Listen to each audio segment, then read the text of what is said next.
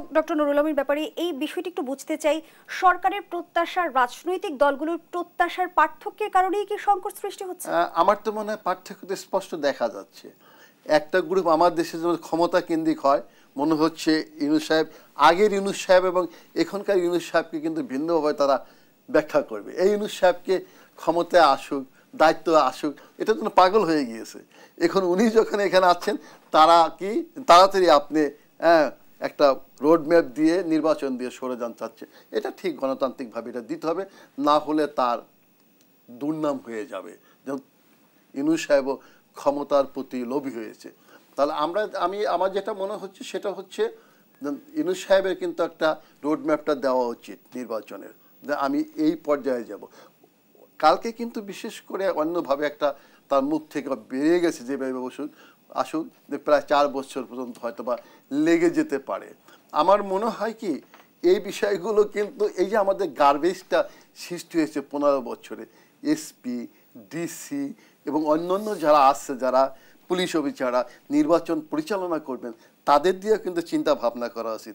BNP যেমন চিন্তা ভাবনা করা উচিত, অপোজিশন পলিটিক্যাল পার্টিগুলো চিন্তা ভাবনা করা উচিত।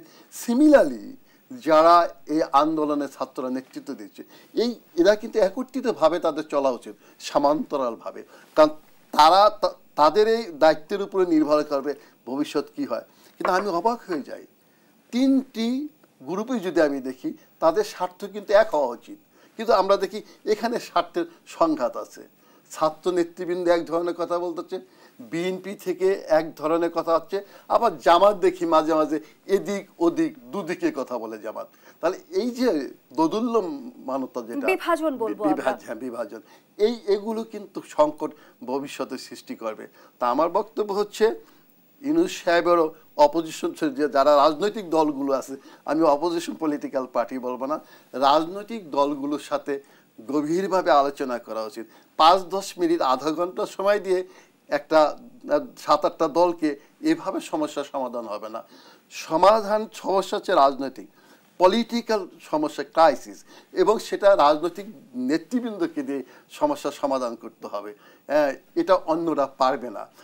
আপনি এখানে সহজ করে দেখেন, এই যে উপদেষ্টা যাদের নেওয়া হয়েছে, তাদের জায়গায় যদি দক্ষ কিছু রাজনৈতিক নেতৃত্বকে ওখানে নিত, ভিন্নভাবে কিন্তু জিনিসটা সেটেল হতো, আলাপ আলোচনা হতো।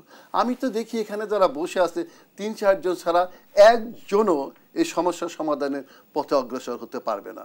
আপনারা দেখেন যারা ওখানে আছে, উপদেষ্টা পরিষদের সদস্য যারা, 3-4 জন ভালো আছে।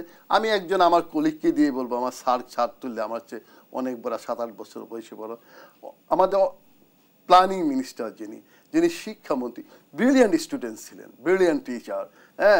উনি শিক্ষামন্ত্রী, উনি কী করবেন? উনি কাউকে চেনেন? একজন শিক্ষককে চেনেন না উনি। মেধাবী ছাত্র, প্ল্যানিং খুব সুন্দর হয়ে যায়। আমি অর্থমন্ত্রীকেও বলবো ঠিক আছে। তারপর ওই যে সমস্ত সমাজ কল্যাণ মন্ত্রী, এনজিওর যাদের নেওয়া হয়েছে ওখানে, তারা রাজনীতি কি বুঝবে বলেন? তারা তো কিছু বুঝবে না। আবার কি করেছে, আরেকটা জায়গায় ইউনূস সাহেবের মতো এত বিখ্যাত ব্যক্তি, তিনি প্যারোকিয়াল দৃষ্টিকোণ থেকে বাংলাদেশের সমস্যাগুলিকে সমাধান করতে চাচ্ছেন। তার এলাকা যেটা আছে চিটাগাঙে দেখবেন, চাটগাঁয়ে যেটা বলা হয়, ওই এলাকা থেকে সব 60% উপদেষ্টা নিয়েছে ওখান থেকে। উপদেষ্টা নিয়োগ এবং উপদেষ্টা পরিষদের সক্ষমতা নিয়েও কিন্তু নানা প্রশ্ন আছে, সেই আলোচনায় ফিরবো। আমি বলে দেই, বিশ্ববিদ্যালয়ের শিক্ষকগুলি, ভাইস চ্যান্সেলরগুলি দেখবেন তার এলাকাতে কিছু জানে না, কিছু, অথবা একটা পলিটিক্যাল পার্টি আছে। এখানে বিএনপি কিন্তু খুব ধর কথা, বিশাল একটা পলিটিক্যাল পার্টি।